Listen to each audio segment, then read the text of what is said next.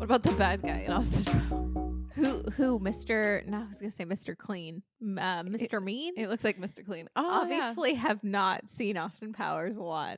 Dr. Evil. Dr. Evil. You're right, Mr. Mean. I like that. Yeah. Yeah, It's close. Dr. This is his brother. Evil. He does the pinky, right? Yeah. But you know what's really interesting about that? There are a lot of parallels to our conversation we're going to have today after the movie we watched in Austin Powers. Mm-hmm. In the sense that I thoroughly enjoy Austin Powers. Yes. And I know it's referencing the 60s, but it's not my wheelhouse. I wasn't alive in the 60s. I don't know a lot about the 60s besides, the obvious like hippie culture, the Austin Powers aesthetic. groovy, and I learned a lot about 60s from watching Austin Powers. He's your frame of reference. Yeah. And also watching Austin Powers out of order. Like as a kid, I saw Goldmember and then I didn't see the other ones until like a couple years ago. Okay. It's very informative though. Very informative about the 60s, I guess. So. I suppose. But also referencing a lot of nostalgia. Yeah. Yeah. This movie's pretty nostalgic. I like that. Very much so. That element of like, it really feels like you're in the 60s. And it's less, I feel like Austin Powers is a little more campy. Oh, I mean, yeah. And this feels I don't know, because I too was not in the 60s.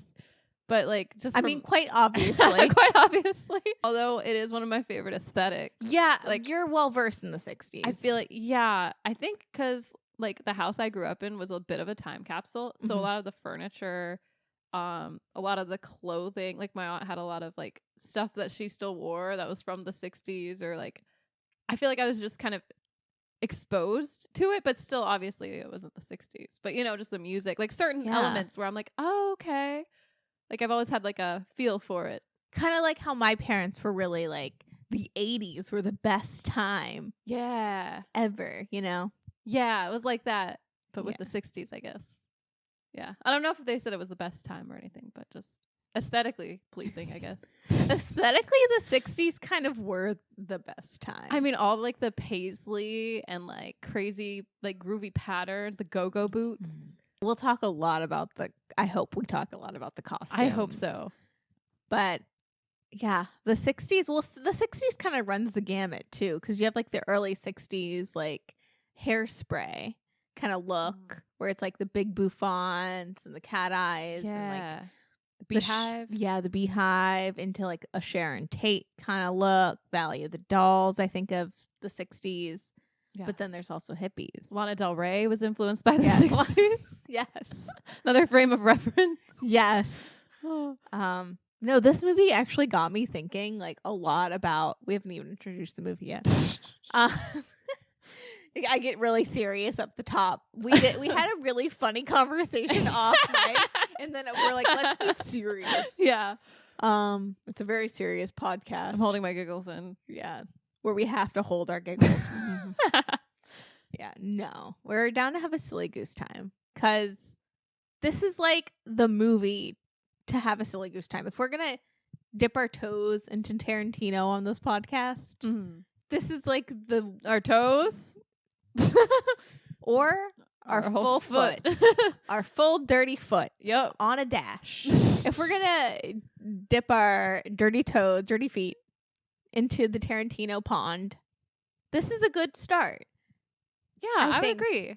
It's like the most wholesome Tarantino film for sure. It is. And it's about the movies. Yeah. And like maybe I would even recommend, if someone hasn't seen, like for our young listeners, I mean, I know we've gotten our analytics and we swing our own age, like the 18 to 34 demographic. But if there's any Gen Alphas listening and want to dip their dirty feet as well into Tarantino, maybe do the Austin Powers or My Austin Powers and watch Once Upon a Time in Hollywood and then go backwards. Okay. Yeah. And then you understand Tarantino in a different way. It's not a bad recommendation. Start Once Upon a Time in Hollywood, end at Reservoir Dogs. Oh wow! Or do I you still have never count- seen Reservoir You Dogs. haven't? I started to watch it and then I forget what happened. And Is it too violent? no, I just didn't. It's like something like got interrupted, and I was like, oh, okay, we'll watch it later. You know, it was like one of those like, oh, Gotcha. we'll get back to that. I've seen Reservoir Dogs, never because I've been like, I want to see this film, let me pop it in. But I've just seen at least the first, Like where they're all around Like- the table talking. a lot. And like the scenes after that. It's Steve Buscemi, so Yeah. Or Buscemi. oh, excuse me. You know, growing up, the lady that was like the front desk person at my high school, she's related to Steve Buscemi. And she does have Steve Buscemi eyes. Anyways, Steve Buscemi eyes. like it's his aunt or something, like sister or aunt or something like that. She was always like, yeah, it's Buscemi, but no one's going to pronounce it like that. And I've heard Steve Buscemi in interviews also say that. And I just think that's Dang. really funny. Like the whole, We've all collectively decided not to respect that. yeah. And I guess they don't respect that either. So I guess after a while, someone just mispronounces your name. You just kind of are like, all right, fine, that's me. like the whole like Lohan, Wait, debate? what? There's a debate on that? I guess it's actually Lindsay Lohan, but we all say Oh. Lohan. Yeah, we do. But Is we it don't Irish? respect it. I think so. Hmm. Because isn't she the Long Island, I was going to say trifecta, but that means 3. But, you know, you mix that Irish and Italian. Get that? I don't know. You get someone from Long Island. That's why when we went to Long Island, I was like, wow, everyone finally looks like me. Yeah. If we're just warming up, since this is a bunch of warming up, I suppose. What if where this do was you the go entire episode? We where don't do you talk go about the main topic. We just like to warm up. We just warm up. But I do have to ask, because we haven't seen each other since your fabulous Super Bowl party. Oh, thank you. It was very lovely. We had Super Bowl bingo. I did not win, but that's okay. It's okay. I was like the last one to get bingo. I was like, and I made the cards. I was second to last, so but I Yeah. also wasn't paying attention halfway through. What did you think of the halftime show? I loved it.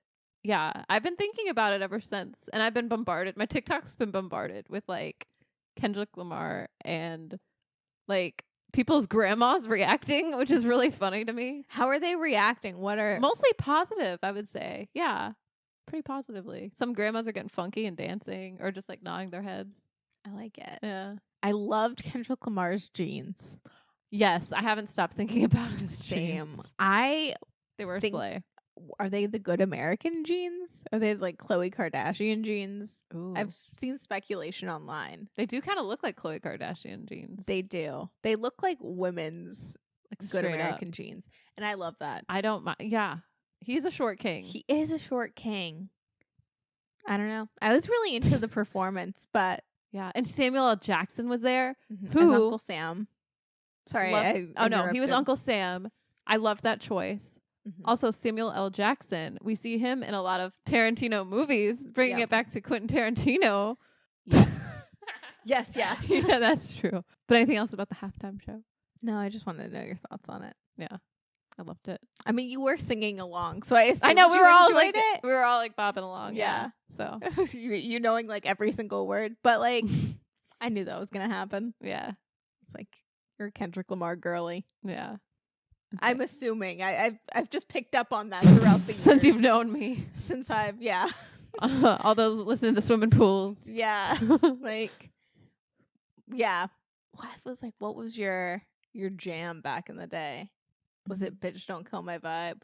No. Was it Money Trees? Poetic Justice. Poetic Justice? I'd say Poetic Justice and swimming pools for the longest time. Poetic Justice features Drake.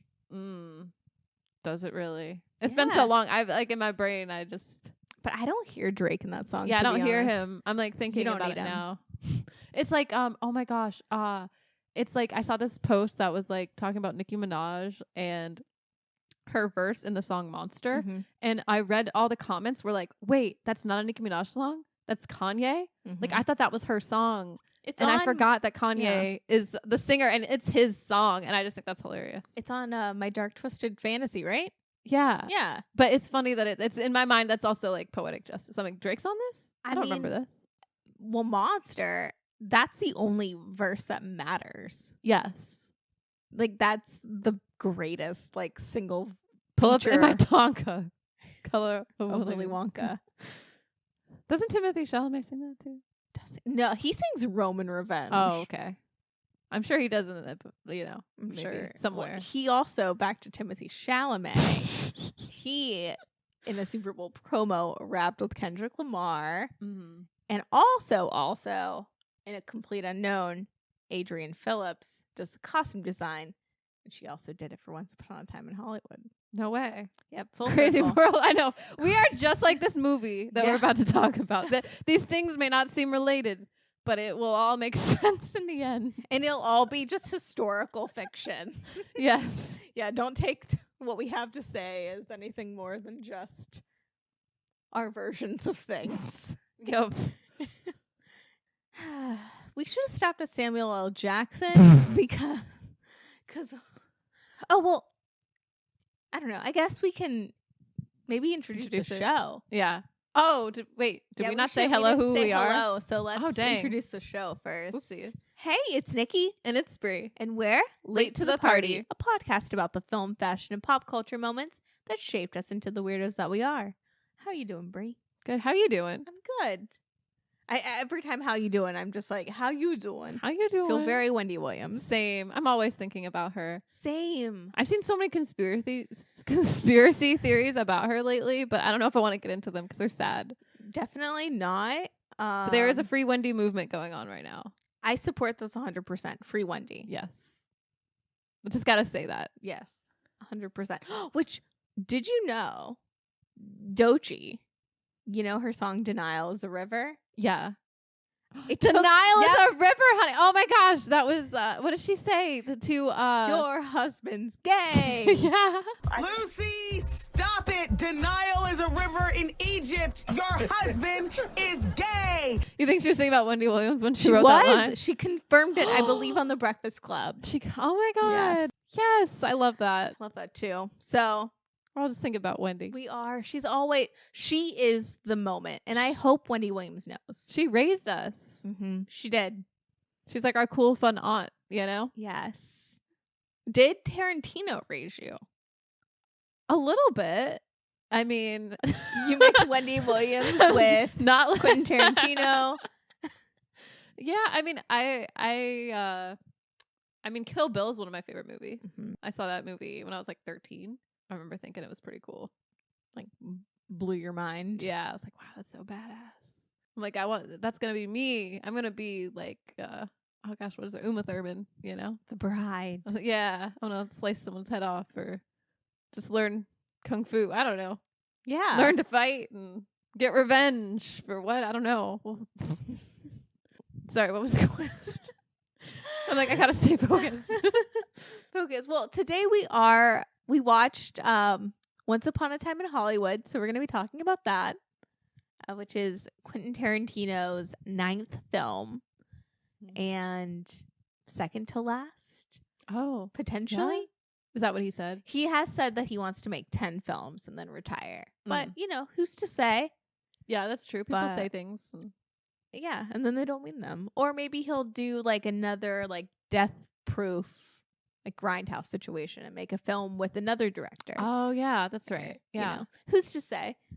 But yeah, we're discussing Once Upon a Time in Hollywood. One of my favorite films, or at least one of my favorites in the last like 5 to 10 years. Like, I love this movie. And you have a poster. I do. It keeps getting better with age. Yeah. Or like times watching it, I guess. But, I have to come clean. Yeah. Okay. This film came out in 2019, right? Mm-hmm. And it's one of these instances, Brie, where I didn't listen to you. I tried. You tried to tell me. You were like, Nikki, this is your movie. I did. I did say that. You like pestered me. You were like, you have to see this movie. This is made for you. And I said, I don't know. I'll see it when I see it. And then never did. And 2019 was a year when I saw all the movies. Yeah. I saw, like, I can list the bad movies that I saw. What stopped you? What stopped me? Well, I was dating this guy who it was like pulling teeth to get him to watch anything like semi, even, you know, art housey, which Tarantino is like super mainstream, but Yeah. I don't know. Who's to say? Who's to say where my mind was at? I would have gone with you again. I mean, this is one of those films that I watched it a couple years ago for the first time, like 2021 era. And it's one of those films that, like, I loved it immediately, but then multiple times seeing it, it's just like, this is the world that I want to live in. Yes, I was thinking about that too. I also would like to live in this world, like mostly for the aesthetics and the vibes. But how many times have you seen this film? Just curious. 3. Oh, okay. Only 3. Oh, cool. But planning to watch it a 4th. I mean, this is a film that's like about 3 hours long. Yes. And it doesn't feel like it. I love just being immersed in this world. I want it to be longer. Same. I love that it's like, it is mostly, I will say this film's mostly a slice of life for like a good chunk. And I love slice of life films. I don't care what anyone says. Like, I like just being immersed in another world. Like, that's just so fun. I mean, that's the biggest feat, I feel like, in today's day and age. Feet? I'm just we're kidding. talking Tarantino, so I have to mention feet. But it is a really big feat. Like, in a world where every film is 3 hours long now. And it all looks like a Marvel movie. Well, and then, like, I feel like 3-hour films, like, the only justifiable 3-hour films are like either you're The Brutalist, where you're like, okay, fair enough, and we're getting a 15-minute intermission, and it's yeah, they really give you an intermission. That's crazy. It's just like that, or it's like a Marvel movie or a Wicked, where it's just like they have all the story. But this is an interesting film because it just like. It breathes. Yeah. And it's like one of those things where if Quentin Tarantino didn't have Final Cut, there'd be so many things clipped and chipped and chopped. But I hear what you're saying. But you just get to live in this world, and I loved it. It like breezed by. I could be in this world 3 hours more. And I don't say that for all Quentin Tarantino movies. Like, Really? I've seen the extended cut of The Hateful Eight. And I don't want to live in that world. Yeah, what films? It's What okay. Tarantino films have you seen? Because I have a feeling you've seen more than me. I think I've seen all of Quentin Tarantino's films. Nice. And this one's your favorite, or I don't know. it's hard I to mean, say. Kill Bill's great. It is, isn't it? And that's like your favorite film, and Yeah. it's a classic. We can have the same favorites. So that's okay. I love that film. I love Pulp Fiction, obviously. Pulp Fiction's good. I love Reservoir Dogs, but I'm not a man, so not to be sexist, but like it obviously doesn't speak to me in that way. But I don't know. I think I've seen all of them. Have you? What Tarantino films have you seen? I've seen Kill Bill, obviously, and Volume 2, Kill Bill Volume 2. I've seen Pulp Fiction. I've seen Inglourious Bastards. Yep. I've seen Django Unchained. And I've seen Once Upon a Time in Hollywood. I think that's it. So most. I guess that's most, now that I'm counting it on my fingers. Yeah. Yeah. You've seen a good chunk. I've seen a good chunk. Yeah, what do you think of Tarantino's work? I really enjoy his work. I don't know if it's just like because Kill Bill also got me at the right time, but there's something about, I think he has a special way with his visuals, like just like, and also how he tells a story. Because a lot of times it'll start in like the middle of something, and he like plays with time where it's like you go backwards in time, sometimes forward. Like I think in this movie, I think it starts out in February 1969, and then we spend like a couple days there or something. And then like fast forwards like 6 months. And then it's down to like the hour of this one day, you know? So it's just kind of interesting instead of like a lot of films, I feel like they're just like a steady pace or takes place over a few days or like a week or something. This is very like, I don't know how to describe it, but I just really like it. I like how he uses like title cards. Yeah. It's very stylistic. It's very stylistic. Yeah. He is like the king of postmodern pastiche. like he's using all these references in a lot of his films. He's, you know, taking noir and he's taking blaxploitation and he's taking all these kind of like subgenres. And in this one, it's not as violent, except the finale. Oh yeah, he does usually have a lot yeah. of violence. That's true. And it's not as like he's referencing things in this film in a very different way. I would like, this is his most tame film for sure. I have in my notes, I'm like, is this the most accessible Tarantino? Yeah, like if you're not Yeah. already familiar with him. Yeah, or like the barrier to entry. Like if you're like, oh, I'm having a really hard time getting into Tarantino and like what he's about, watch this one in its entirety, you know? Because like, oh, Jackie Brown. Have you seen Jackie Brown? Mm-mm. You got to see Jackie Brown. That's maybe my favorite Quentin Really? Tarantino. Yeah. Okay. Pam Grier. Oh yeah, Robert De Niro. I've heard of it and I've seen her, but I didn't realize that was him.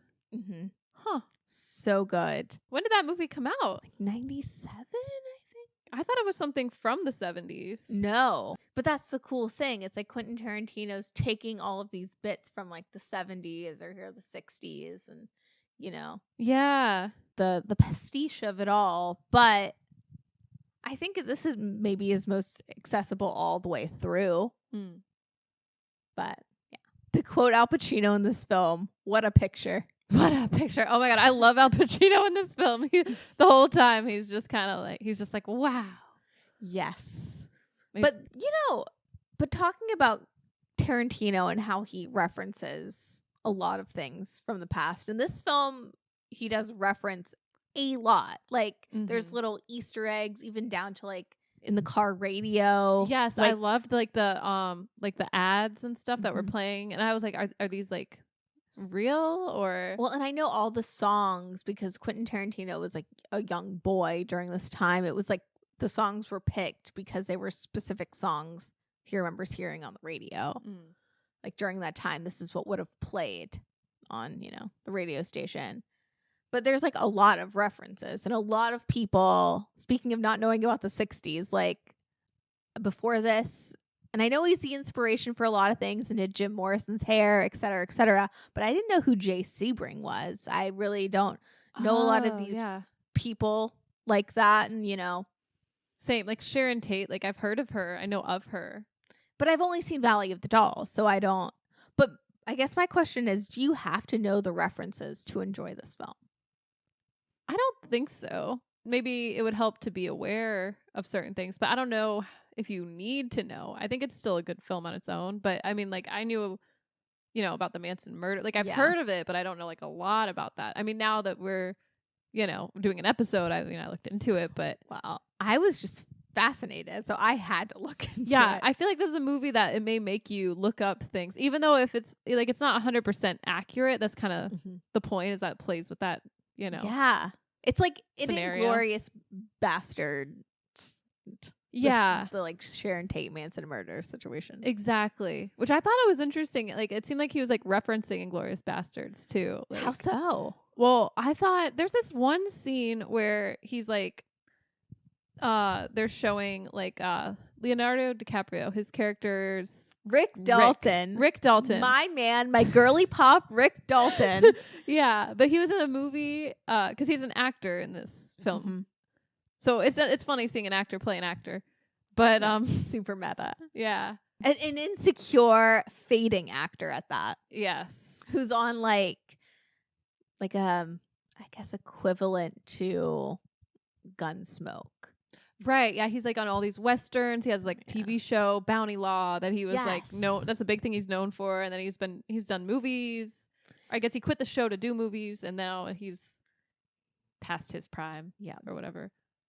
But which I love past his prime because he's like now a villain on all these other westerns. And I love that like this whole film, like Rick Dalton's such an insecure, like worried about getting older and being past his prime. Made me think of The Last Showgirl. Totally. But I just thought it was funny because Timothy Olyphant is the lead in this fictional western. Oh yeah, he is. Yeah. And they're like the same age. And I love how it like flips the script though, because, you know, Leo DiCaprio is such a massive star and has always been.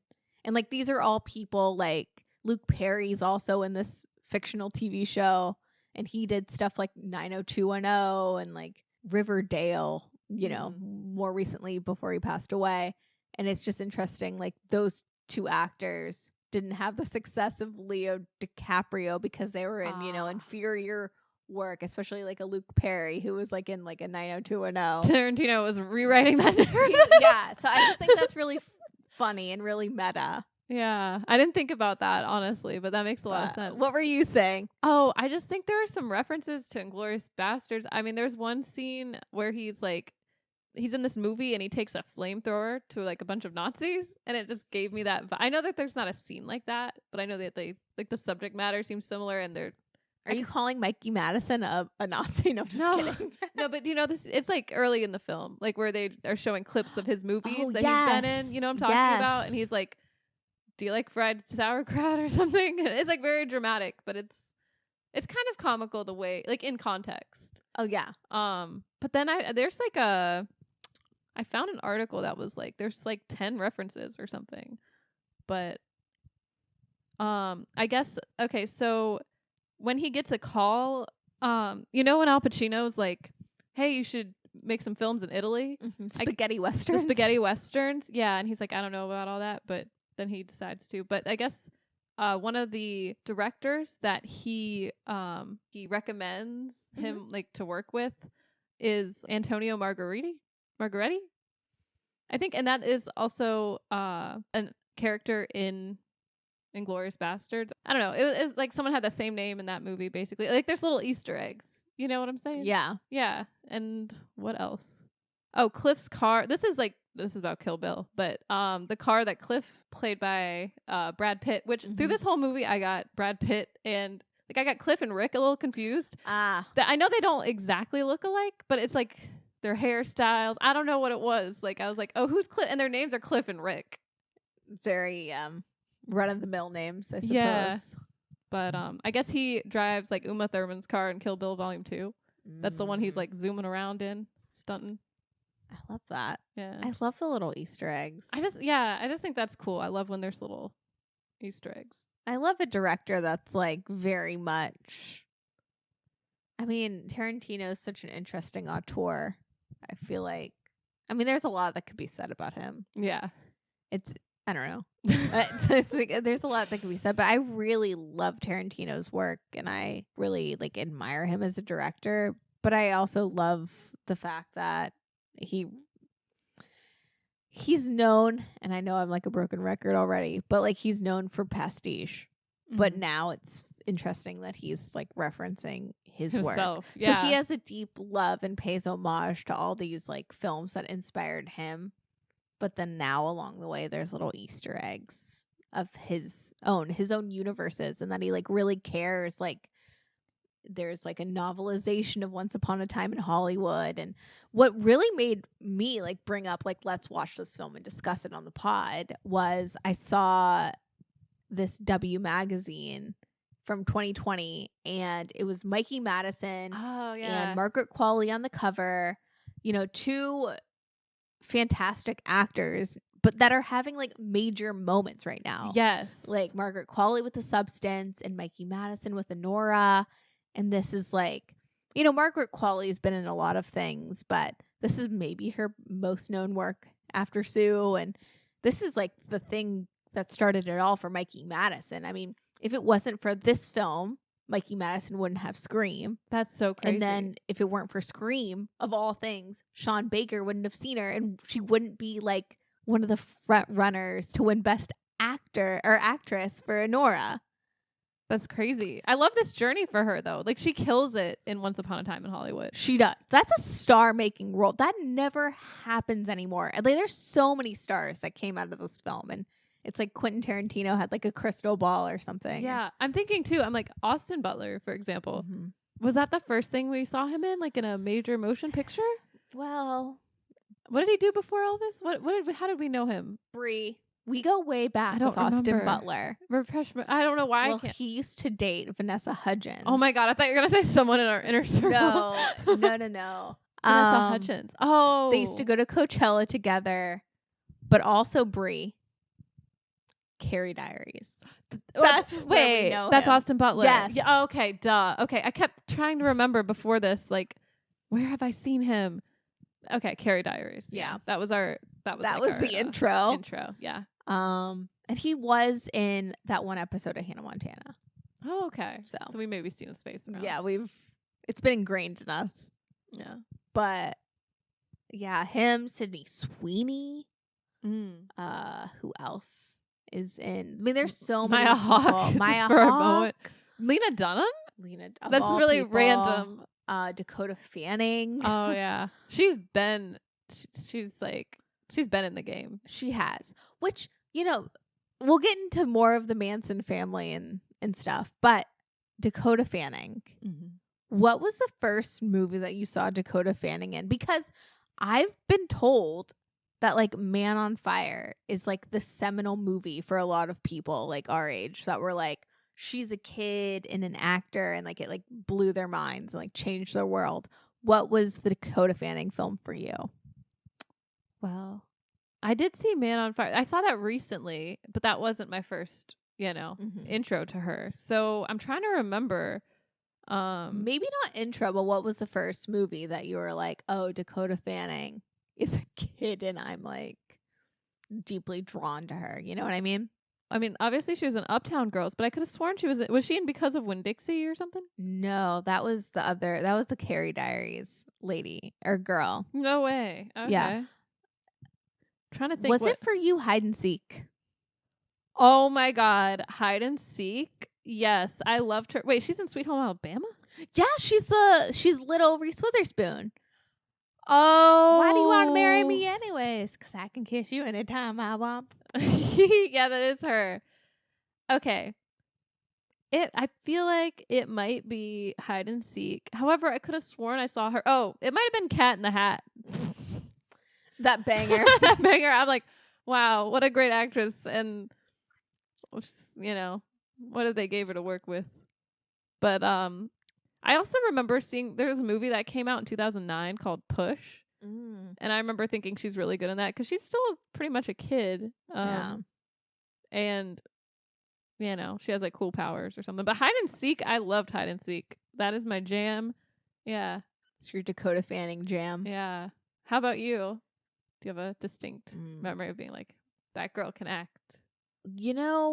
It was probably War of the Worlds. War of the Worlds. Where it like clicked in my mind because, I was like, I want to be an actor. Like that's like my passion and doing theater and stuff. And when I saw War of the Worlds and was like, Dakota Fanning is a kid, it was like my Man on Fire. It just happened a year later. I was late to the party but I like saw her in a blockbuster with Tom Cruise, like acting, and she was giving it like she was an adult. Like she's not.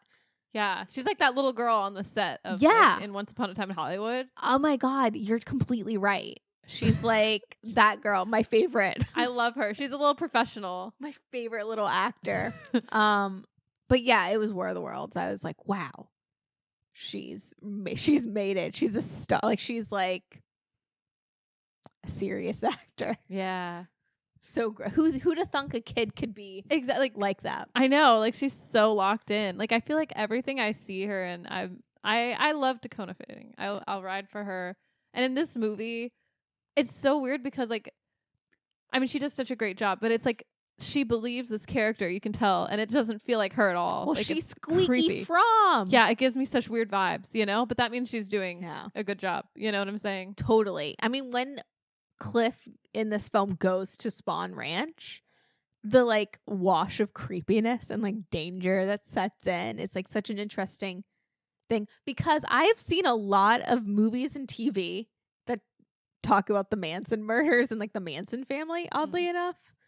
For someone who like has no like, you're like the 60s lady. I know. I'm like I overlook the murders, I guess. Yeah. Well, I've seen some weird shows and like movies. Anything with the Manson family, I'm just kind of oddly. I keep thinking Marilyn Manson is connected, and I think that he just chose that name. You're like, where's Rose McGowan? Oh yeah, yeah. Can he suck his own dick because he removed his ribs? Or nah. Is that what she says? No, that's the only thing I know Marilyn Manson for. Oh, Was he made like that was a rumor or something, but I don't know a lot about he Marilyn did that on Manson purpose either. Oh, I think he created that rumor. I don't know. icon. What was the point? I like that scene where Cliff goes to visit the ranch. Oh yeah, Said it's like a creepy vibe. it just sends like a really creepy vibe. That's all. Yeah. But I don't know. I feel like we've like jumped around so much already. But yeah, I guess there's no time like the present. I guess we That's can right. jump around. I mean, Tarantino jumps You around. jump up and get down. Yeah. Yeah. This is gonna be a lot like a Tarantino film. Truly, just have a splash. We'll give you whiplash a little. A little splash kind of late to the party. Yeah. But yeah, when was the first time you saw this film? What's your relationship with him? It was in 2019. I saw it in theaters. Jealous, even though you tried to drag me to it. Jealous. I did. I saw it with our aunts. And Really? Yeah. Dang it, I didn't go. Mm-mm. I didn't don't go. know I why. didn't see the Harriet Tubman movie with I know you really missed out that time. But anyways, And I just remember being blown away by this film. But I will say the first time viewing it, like, because I was already familiar with Tarantino's work, Mhm. I just thought like it would be a little more faster paced and more violent, like a little more actiony, and it felt in comparison like slow. I think if you did watch this first and without knowing a lot of his work, it might just be like, oh, this is another movie, or maybe it's a little long, but okay. But I was like waiting for something to happen the entire time. And then it's not until the very end that shit really hits the fan. But then I was like blown away when it did. And then I loved it. But at first I remember we were all like, I could feel this energy in the theater of like everyone like being like, what's going on? What is it? When is it going to happen? Like, come on, like give us some fight scenes. Like it's leading up to something. Yeah. The entire movie, I feel like it's like a slingshot and it's like pulling back. And then at the very end, it's like, 100%. That's a perfect way to describe it, Brie. Thank you. I love this film. And viewing it now, I'm like, hell yeah. I love that Bruce Lee's in it. Yeah, I mean, not Bruce Lee, the act, I mean, obviously. yeah, obviously. But they reference him. I love how it references like real people, but mixes in like these imaginary people like Cliff. Yes. Or Rick. Yeah. Yeah.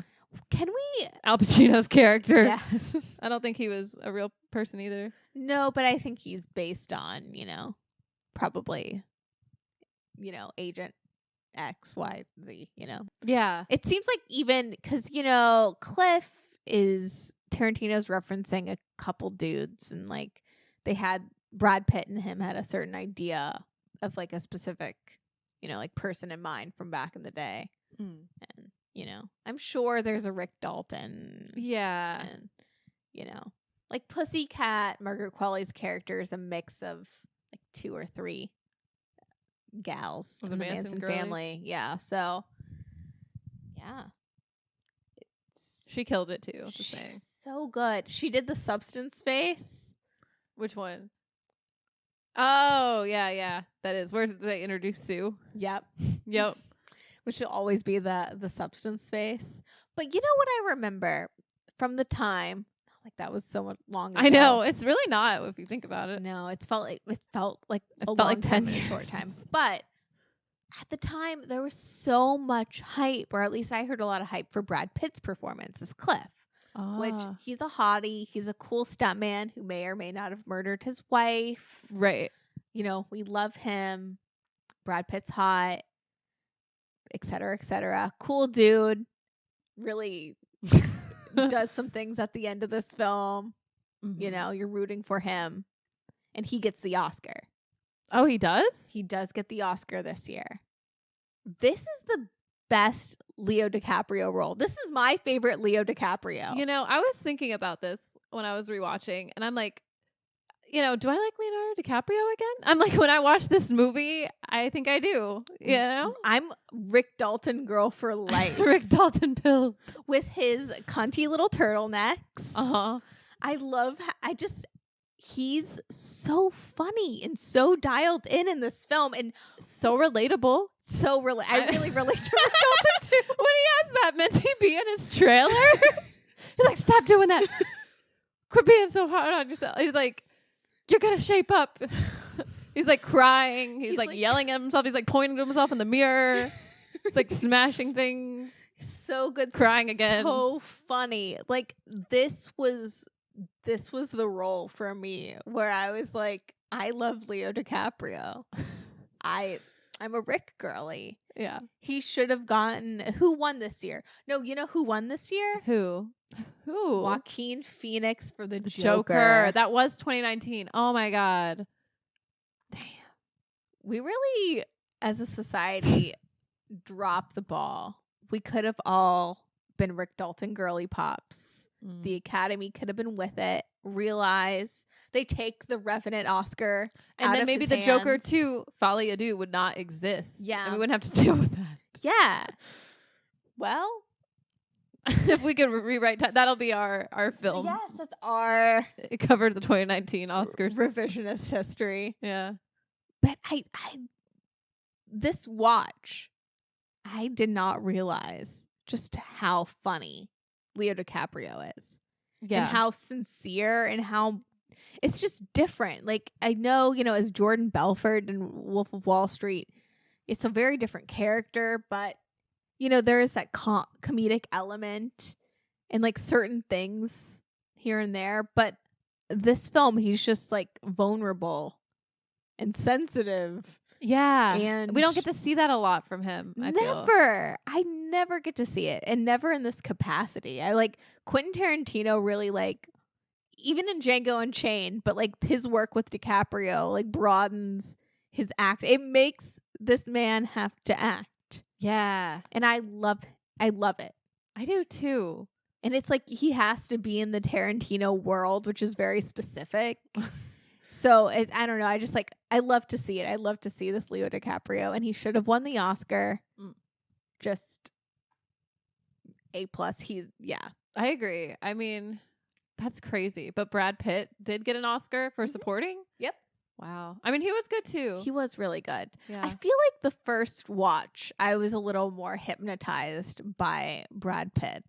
Yes. In this film, I like realize I was like too caught up in the sauce and his like his scars. Tan, yeah.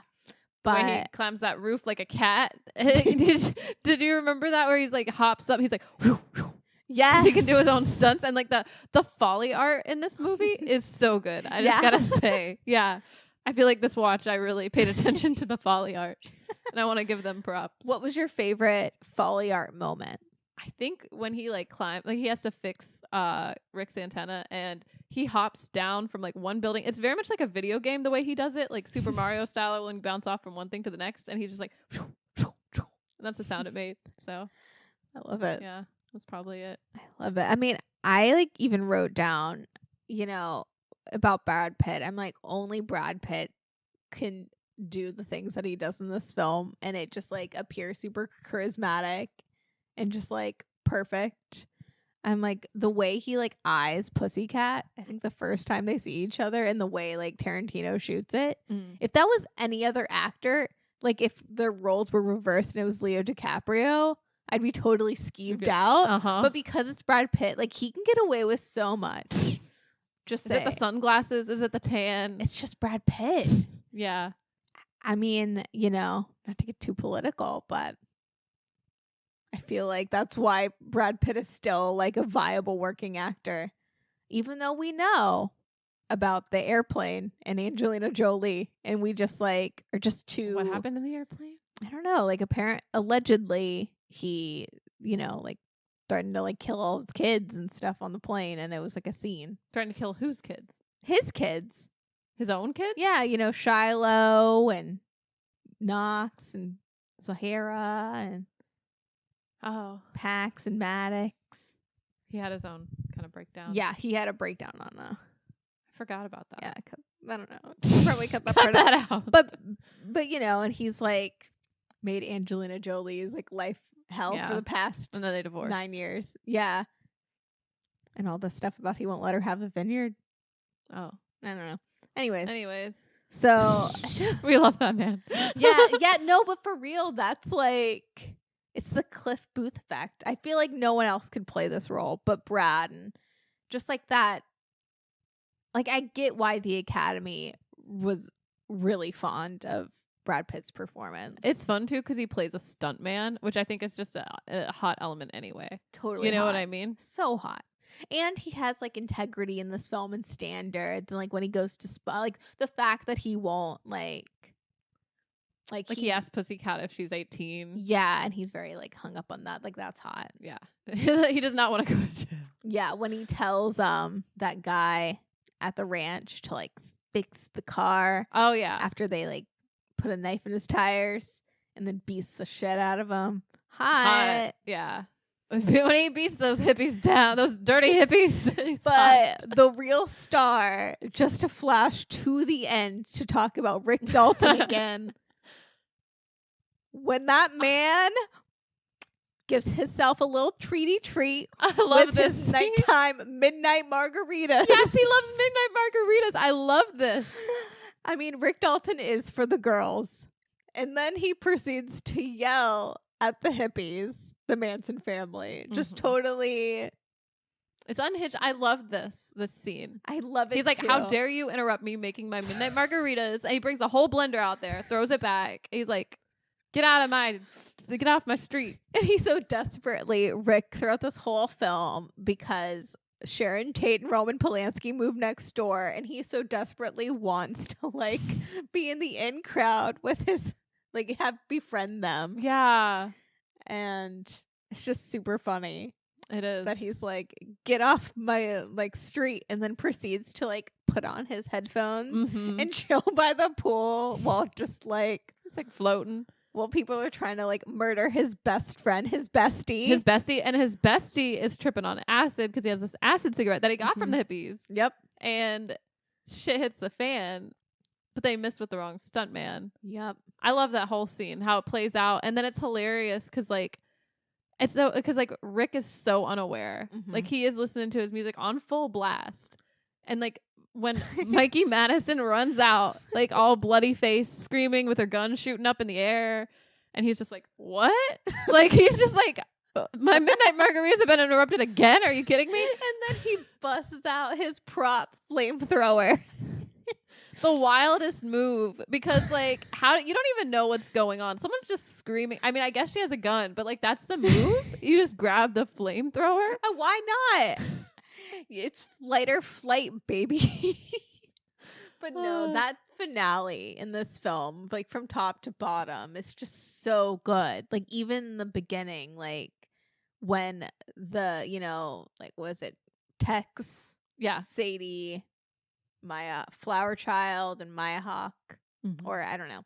Anyways, it doesn't really matter. They're hippie names, I suppose. Yeah, they're hippie names. But anyways, they're in the car and they're like arguing, and they like, oh yeah, one of them's name's Katie, because I know that Mikey Madison, her character is like Sadie, or Sadie. She's Sadie, but there is someone else named Katie. Yeah, and she's like, damn it, Katie, I'm sorry, I don't know every like fascist on TV. Like she gets upset because like she's the only one who doesn't know who like Rick Dalton is. Yes. And she like goes off on this whole like she's just like screaming at everybody. She's like going full psycho, which I love. So good. I love like the first time I saw this film, because there is this sense, especially the first watch, where you're like, oh, something's about to happen, like something's about to go down, and the whole time you're like, or at least I am, I don't know about you, let me know, you're like, Sharon Tate's going to be murdered, because that's what happened in real life. So there's like this looming feeling like we're gonna, it's the summer of '69. It's when the world changed, and we know that the Manson family murdered Sharon Tate, and they're coming to her next door at least. So when Maya Hawke's character is like, oh, I forgot something in my car, I gotta go. I love that. Like, I do too. It's just like, but the whole time I'm like with her. I'm like, yes, get out of there. But also, I'm like, that would be me if I had joined a cult and then they're like, we're gonna murder something. I'm like, oh yeah, okay guys. Oh, I forgot my murder weapon. Yeah, I'll be right back. Okay, yeah, I will need those keys. Yeah, perfect. Yup. And she peels out. She does. Which is like every nightmare I have. I have recurring nightmares where I'm trying to like run away and like speed away. Really? Always pulling the Maya Hawke in Once Upon a Time in Hollywood in my dreams. You feel seen? Yeah, I really do feel seen. But yeah, how'd we get all the way to the end? I don't know. I think we were just talking about Rick And Cliff. And Cliff. The two best friends. Yeah. The Bert and Ernie. They are. They're two besties. I'm like, who's Bert and who's Ernie in this? I don't know. I feel like even though on the surface Leo DiCaprio's character Rick is more serious, I think Cliff actually like is like a little tougher. It's a little darker. It's a little more serious. And Rick Dalton, he has real life experience. Yeah. And like Rick is just a sweetie pie, girly pop. Just trying to get along. Just wants to be loved and wants to be famous. You know, he wants to be an actor. Yeah. And, you know. Yeah. That's like, a little more Ernie. Yeah. He just wants to have his margaritas. You know? He's here like, for silly goose time. Yeah. And Cliff is like. He's like, let's deal with reality, man. Yeah. Yeah. Rick's like, let's escape reality. But no, I dug it. What did you think of the portrayal of Sharon Tate? I mean, okay, I don't know a lot about Sharon Tate, but I think that they definitely got the look down, and I love Margot Robbie. Because that was the talk of the time, like Margot Robbie as Sharon Tate. Yeah, I thought she killed it. I remember when I first saw this movie, I really wanted to see more of her because I felt like they didn't give her a lot of dialogue or something. But I mean, I don't really mind it. I think my favorite scene is when Sharon Tate goes and buys like a ticket she ends up not having to buy it, but it's funny because she's starting her career, which is kind of sad, like the real life story that like she was only I think 26 when she was murdered. She was very young. So she was young. She was still beginning her career really. But this was one of her first major movies. The oh man, what was it called? The shipping the Wrecking Crew. Yeah, it was The Wrecking Crew. With Dean Martin. Yeah. But I love that scene where she goes to the theater. She's just like out and about, and she's like, "I know, I'll go see." She sees her name up on the marquee and the posters, but she has to like convince the people working there that that's her. She's like, "Look at the poster, it's me." So that was cute. And then she watched the movie, and it's fun to see like how the audience is reacting and when they're like laughing a lot, like positively.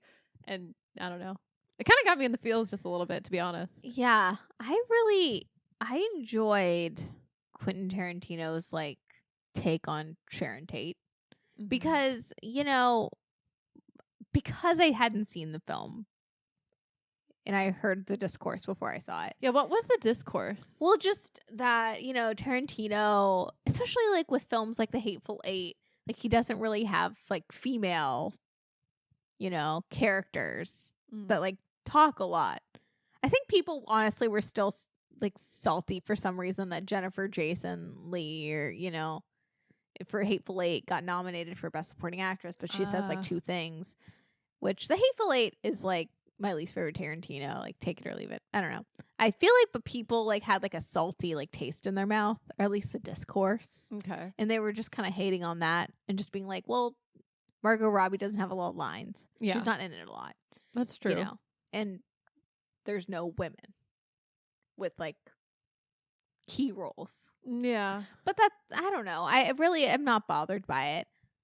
Also, I really think that Tarantino injects so much like humanity when it's that part in the film, and like Sharon Tate in general. I feel like it's with like her character, he treats her with a lot of care. Yeah, I think it's lovely. That was one of my favorite scenes in the film as well, going to see the movie and, you know, just like you said, like laughing along, and I don't know, it's like a beautiful moment because it does, and like throughout the film, like you see her kind of in little times just dancing around or talking to Jay Sebring and like just kind of existing. Yeah, very much just existing, and she lives at the end, you know, and yeah, it is lovely. That was like a major plot point and a major like rewrite, I guess, of history.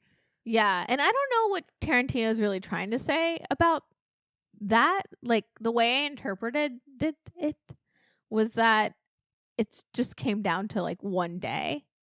Like it's like, what if?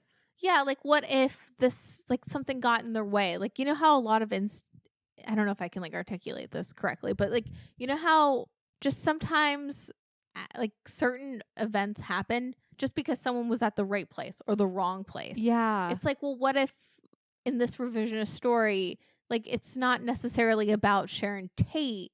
What if, just something else happened and they wanted to murder, this old, like, has-been Western soap guy, because he yelled at them for midnight margaritas on a whim. Like, so much can happen. And like this, like, specific, like, summer of 69. I mean, shoot, Bryan Adams sings about it. It's like a time when Hollywood changed and like the world changed. Is that what he means in that song? I think so. I never even thought about that. I just think about him getting his first real 6-string. I never even thought of that. But I mean, everyone talks about the summer of 69 as like a big, that's like a cultural moment. It's cultural shift for sure. So I don't know. It's interesting to think. Yeah. It's interesting too with like hippie culture, because I always think of hippie culture in such a positive way, or I think like Woodstock and stuff. But then I guess like Charles Manson really took that aesthetic, or like got like those people together, but led them to murder, which is like totally against what I thought hippies believed in. It's like really strange thing, And well, what's the hippie to like cult pipeline, I suppose? Yeah. What is that? I don't know. I mean, when I was reading about it, they were saying like a lot of the like his followers are his so-called family.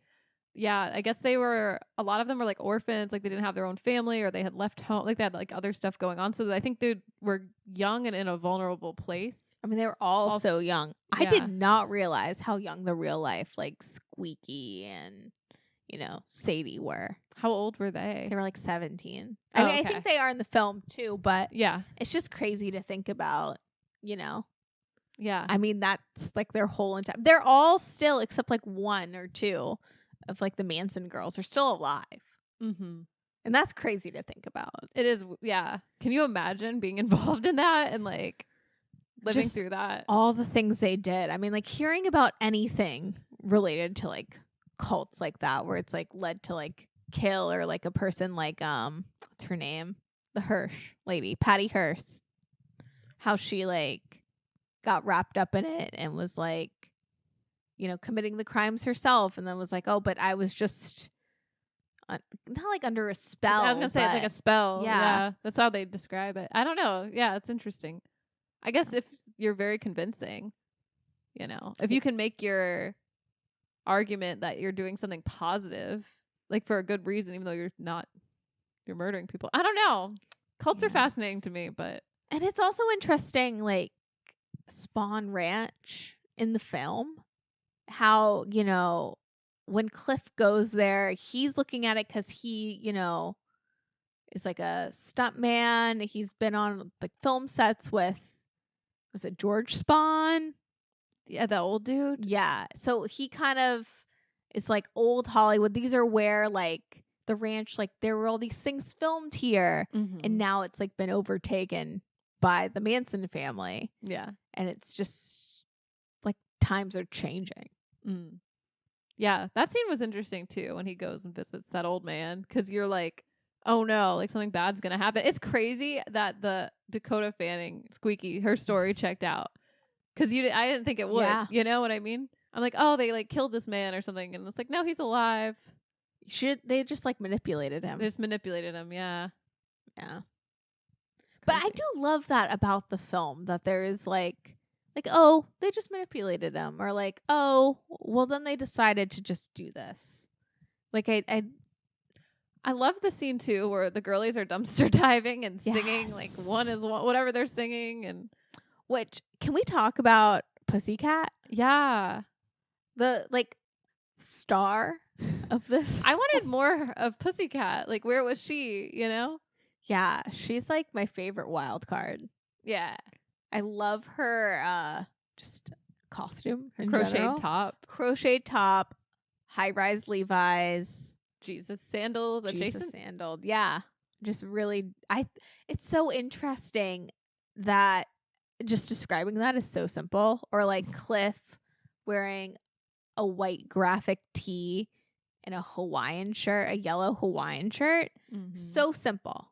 I love Aviators, I loved all the sunglasses in this movie. Oh, I did too. But it's so simple, yet when I think like Once Upon a Time in Hollywood, you can make Halloween costumes, and that's the test if something's iconic or not. And Quentin Tarantino does an excellent job of doing that. I mean, how many people, myself included, have been Mia Wallace for Halloween because it's an easy costume, but it's so iconic. You know what it is. You throw in a black wig and put a little fake blood on your nose. Bada boom, bada bam, white shirt. You know, you can do it with The Bride and Kill Bill. Yes. Yeah, you can do it. Well, that's maybe about it.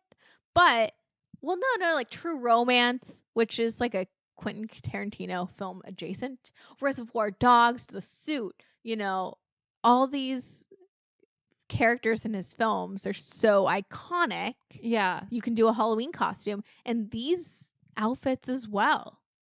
I really loved Rick's, like, it's like, I don't know if it's chartreuse or what color. It's like it's almost like a mock neck turtleneck situation. You know what I'm talking about? He ate in those mock necks. He really did. I like love him in a good mock neck. And then I really loved Sharon Tate, that outfit when she goes like to the Playboy Mansion, the yellow 2-piece set. So good. Yeah.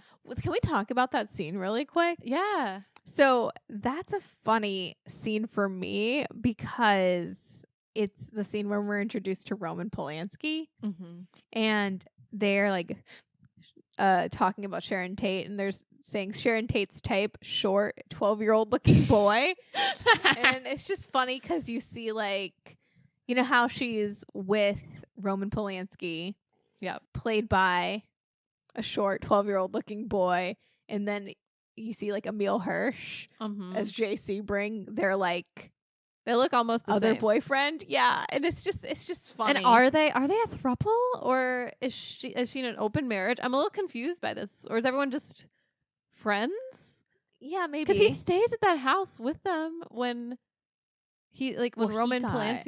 Polanski's out doing whatever in Europe, you know? Yeah. I don't know, but I say get it, Sharon Tate, with your 12-year-old looking boys. But also J.C. Bring was the one who got murdered with Sharon Tate. So I do like the justice for both of them in a situation. Like, I don't know. I want films with I want Tarantino to just do like historical fiction. Revisionist for history. all things. I love it. Yeah. There's something really satisfying to correcting history, like in a way where it's like, oh, that shouldn't have happened. Like, I mean, even back to the ending, the finale of this film, when Cliff is like beating the shit out of Mikey Madison's character, and just like taking the hair and just throwing it against the phone. It's just like so satisfying. Yeah, it was hard to look though once he took that other, like, the girl's hair against their head against the corner of the fireplace mantle. That one was like, I was like, oh, I gotta start looking away. Yes. But for me, it's like cathartic in a way, just because we know what actually happened, and just, I don't know. And you can tell these people are just brainwashed. Like, they're not even real people at this point. I mean, I don't want to say they're not real people, but you know what I mean? It's like their humanity is like gone. Yeah. Would you join the Manson cult, do you think, if you were 17 in 1969? I don't know. I mean, possibly. I mean, the only thing that could maybe get me is like if there was some hippie ideals or something. Like, I could see like it could be like any cult, how on the surface, you know what I mean? However, I would like to think if I did that, I would just run away. You'd be Maya Hawke. I'd be Maya Hawke. I know that would be me if ever I was involved in a cult, but I would hope that I would not be involved at all. You know what I mean? Would you be like, Manson is a really great musician? Would that be your in, or what you're saying the ideals of like peace and love be? Yeah, maybe like peace and love. Like, I don't know. It's just like from what I read that he like used hippie, the subculture, to be like, that's how we got people. It's like, I'm a hippie, but he really wasn't. I don't know. But I don't know if I could sniff. I really don't know. It's hard to imagine, you know? Like, do you think you're susceptible to cults? I mean, I don't think so. I've never bought into like anything cult-like, if I think about it. I like to free I mean, I think part of it is I feel like, you know, religion's a cult. Yeah. I'm like, let's steer clear from cults. I'm always suspicious and trust no one. So I don't think I would in reality. Yeah. Yeah. I don't know. Do you think you would? Probably not, to be honest. I feel like because it would have to be really something sneaky, and it would have to be really something, I don't know. I think I would knowingly, like, we've joined fitness. Okay, yeah, that's the centers that are, like, closest thing. cults. But that's still very different because, like, even going into that, like, into a pure bar situation, it's like, you know that it's going to be hard to get out, and they have their ideals. But, like, it's a legal binding contract, too. Yeah. It's not like... Yeah. I've never, like, sipped the Kool-Aid so much in that situation either, where I'm like, gotta think the same or whatever. I don't know. Yeah. But I'm fascinated by cults. I am fascinated because I don't understand them. I can sniff out a cult, though. Yeah.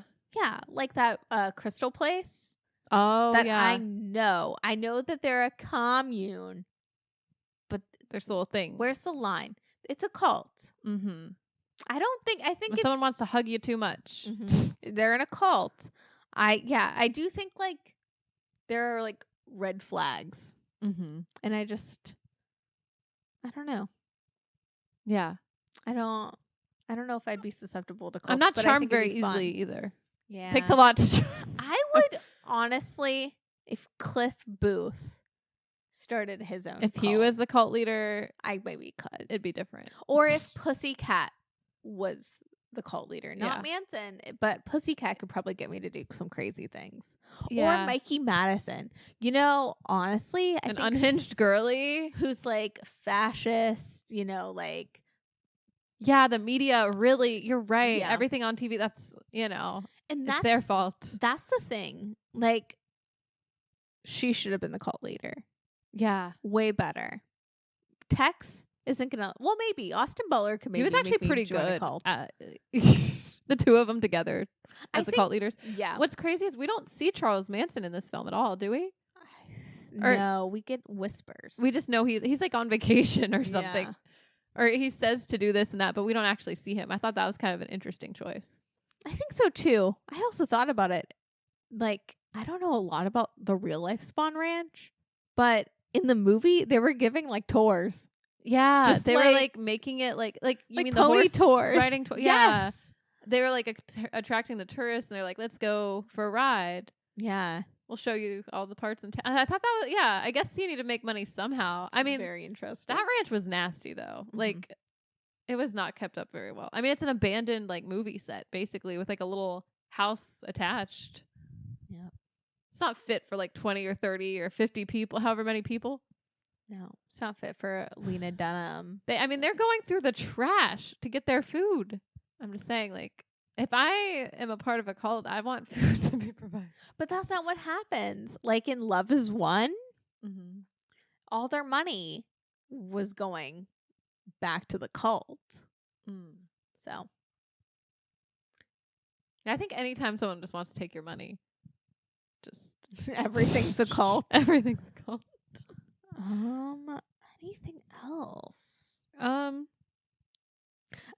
have in my notes Cliff and Rick. Their relationship is like Lady Bird for dudes. Oh yeah, like her and Beanie. Or? Yeah. And I know it breaks my heart every time. Like when after Rick gets back from doing his spaghetti westerns and he finds love with this Italian actor and is like, I can't afford you anymore. Yeah. And Cliff is like, I understand, and they have to have their like little friend breakup. To me, this film is just about Cliff and Rick being besties. Same. I love that. And you know, Rick is such a good bestie. And he really comes through.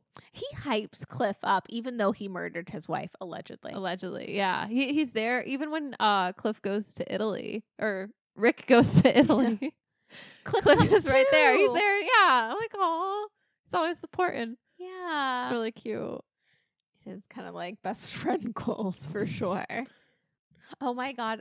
In like the ending scene, I think it's Cliff describes Mikey Madison's character's face as this white little face, and it just made me cackle. Yeah. It's just like certain things like this make the movie great. Yeah, to like me. the dialogue, there's like little things that just like crack me up. Like that whole ending scene is pretty funny, you know, where Rick comes out with the margarita. Like there's like little notes of like just like goofiness amongst the serious. It's just so fun. Yeah. I mean, it really does like exemplify like, you know, Quentin Tarantino's known for being, well, he's like a very active director. He's not like sitting from like a booth far away. Like he's like right there in the action. But his whole thing is like, why do we make movies? 'Cause it's fun. Yeah. And this movie's just fun. I love that this movie is also about making movies. Mhm. You know what I mean? It's like also kind of an ode to the way I'm taking it is like an ode to like cinema and like just the history of movie making, and then like all that are involved, like acknowledging like not just like the actor's part, but like stunt doubles or like what goes in like to all that. Like, you know, like Offset, like I love the scenes with him and like the little girl on set because it's a lot of it is just like you get paid to like wait around. Yeah. And it's fun to see different takes on like the little girl's like, she's not exactly method acting, but it's like, she's like, when I'm on set, you're going to call me by my character name. Like, she's so serious. It's so funny. She's making Rick step up. She is. Yeah, she's like setting an example. Like, Yes. it's really funny. And it's like the high and low as well. Yeah, and I think you're right. That little girl, like the kid actor in the movie is like kind of giving Rick a little bit of a lesson in like appreciating the low, like treat it just like a highbrow thing. And like when Rick comes around to the spaghetti western, there's still like validity in his projects, you know, like yeah, he doesn't always have to be, well, he is, I guess, maybe the leading man in the spaghetti westerns, but like I know like through the whole movie, it's also like the struggle where he is in his career and things like that. And yeah, oh my God, it gets me because he has that meltdown on set with like the little girl, and he's like, you know, reading this book and telling her about, you know, like an actor who's like past his prime, and he like looks at her and it's like you'll be in 10 years and he's like, nothing. Yeah, she's like what?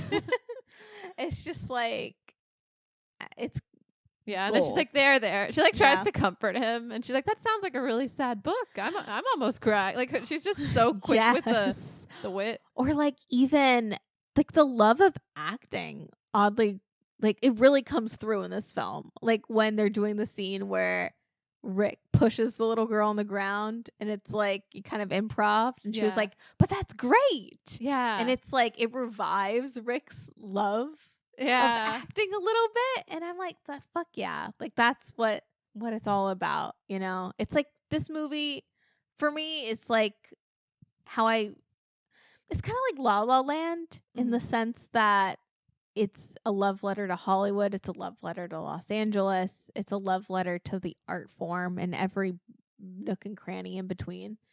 And I mean, this, you know, for me is more effective just because, like you were saying, it hits every or almost every player, and it's just like it really does convey that just like movie making and all the lore and everything is so fun. Yeah, because even like the scene with like Sharon Tate, like when she goes to see her own film, it's like what I thought was interesting is like it shows different people in different points of their career as well. Like it's not all about the Manson murders. Yeah. You know, so it's like her career is just about to jump off.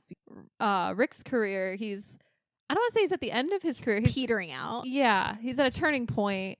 He doesn't know what to do with himself. But it's just like interesting to see like the two sides of that kind of coin. He's like male Elizabeth Sparkle. Yeah. A little. Yeah. You know. A little bit. Yeah, he's getting replaced. Yeah. He's the bad guy now. Yeah. I know Al Pacino's speech to him, which is the opposite of a pep talk, where he's like, they're beating your butts. The audience is going to look down on you. You're so. Yes. But it's all the game, and it's all like, you know, one day you're the villain, one day you're making spaghetti westerns, and then who knows what's going to happen for Rick, because now he's he's invited next door and friends with Sharon Tate and Roman Polanski. Exactly. Now he's probably, because at the beginning he's like, oh, wow, like they live right here.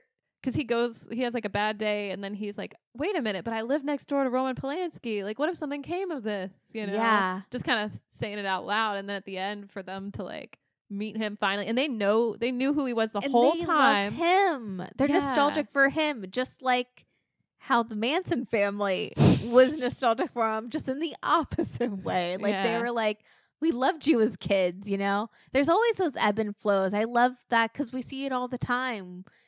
We see actors, you know, start out as these like ingenues and then they like peter out a little bit and then you're like, where are they? You know, kind of like Pam Anderson last week, but we see it with every single actor. There's highs and lows and like you think their career's over and then they have a resurgence and then they peter out again and they have like different twists and turns, you know? Yeah. I don't know. I just love it. I love how it kind of unpacks that stuff. And we get to see like Rick be vulnerable, have his mentee bees, and then come out okay. I'm like rooting for him. Me too. I really do relate to Rick. I know. I found him relatable. Also, I loved that they had like a Bruce Lee character in this film. I loved seeing Cliff fight Bruce Lee. That was wild. I like really liked that scene the first time I watched it. I also loved it because we're kind of like with Cliff because, you know, as the audience, we're like the everyman. And it's like, what if you could kick Bruce Lee's butt? Like, what if the everyman, you know, like this, I don't know. I don't know how to articulate it, but I just like how it kind of plays with the like real guy versus like the idea of like the actor fighter and like, they're like, you can't hurt Bruce Lee. You know, you dented the prop, like you dented the car. That's supposed to be for the shoot, you know? Yeah. It's just, I don't know. It's fun. Also, I didn't realize but that Bruce Lee was like a suspect in the murders, apparently. Really? Yeah. He was friends with Sharon Tate. They were friends. And he also really did, because I looked this up. There's like a scene, you know, when she's like in the movie watching her film play out and she does like a couple like karate kicks or something and it flashes to her training with Bruce Lee. And then I was like, did Sharon Tate train with Bruce Lee for this in real life? Wrecking Crew in real life? Turns out, yes. And they're good friends. And that's why I guess he was like interrogated or something. And I guess even Roman Polanski was like, yeah, I think he could have been involved in the murder. He wasn't, obviously. But isn't that crazy that he was a suspect? That's insane. Also, what is the movie that we saw semi-recently where I think it was based on real life events, but she ends up like having an affair with the karate instructor? What is this film? A karate instructor? Yeah. I don't remember any karate instructors. What else was the film about? I don't remember. I just remember it was like you see these highs and lows. It wasn't like I, Tonya or something, but it was like they had a tumultuous relationship. And then it was based on real life. And then she like is like with the karate instructor. They allude that they're with each other, but she like takes a break and goes to Los Angeles and does karate with her instructor.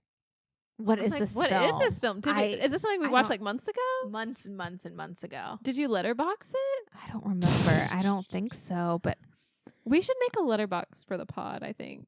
Don't you think? Can you share lists with people? I mean, our lists are public. But can you collaborate on a list? You know what I mean? Or is it always just like your list? We could have a late to the party letterboxed. Yeah, I guess we could. We could. I don't know. I was just thinking about like for I mean, I guess we could go back. I know this is more logistics for us, but I'm like, oh yeah, you know what I mean? Just to see like what a we've list? done. Yeah, like just to a master list of like, oh, this is all that we've covered. Late like to just the party. It could just be for us, but no, I think make that public. Yeah, everyone can see. Yeah, I like this. We could leave Siskel and Ebert style reviews. Thumbs up, thumbs down. Oh, but yeah, I'm trying to think because I don't remember that. I'm like, who? Get back to me on it. I'll think on that. Put a pin on it. Well, Siskel and Ebert. Thumbs up, thumbs down for Once Upon a Time in Hollywood. Definitely thumbs up. 2 thumbs. Yeah, 2 thumbs. I am so excited for you to see Honora. Me too. I mean, I think watching Once Upon a Time in Hollywood again, like now, before watching Honora, it just gets me excited because I feel like Mikey Madison really brings it. I think her performance in this movie is even better than her performance in Scream. Like I enjoyed her in Scream, but I love that she gets to like take it to another level. You know what I mean? This is a star-making performance if I ever saw one. Yeah, like she steals it. She's like the only, I don't want to say she's the only hippie, but she's the one that I think of the most at the very end of it all. Like just if I had to like be like what was a standout moment, like who was really stand out, I would say her. Well, I mean, even watching it, you're like, who's that girl? Who is that girl? Yeah. And yeah, I mean, like, Scream. She's the best part of Scream because I watched that again. Yeah. She's the best part. And then Honora, she gets to have a flip out moment in that as well. And I'm just like, yeah, I just want to see so her flip good. out. She's really good at that. She's good at like going a little crazy. Like, you know what I mean? Doing the crazy eyes or the crazy face. It's not just her eyes. It's like she's so animated, maybe. I don't know. just in it. Yeah. I love that. I mean, I love Margaret Qualley as well. I love every single actor in this film. It's so funny though, hearing her like talk. Like I feel like that interview with you know, like the Actors on Actors with her and Pamela Anderson. I feel like Mikey Madison? Yeah, Mikey Madison. Like I feel like she's so demure.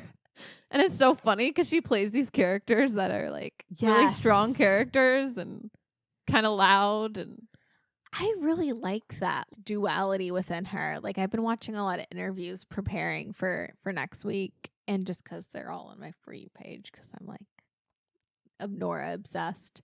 But I forget what interview she does, but it's like really recent. Like it's the first thing on YouTube right now.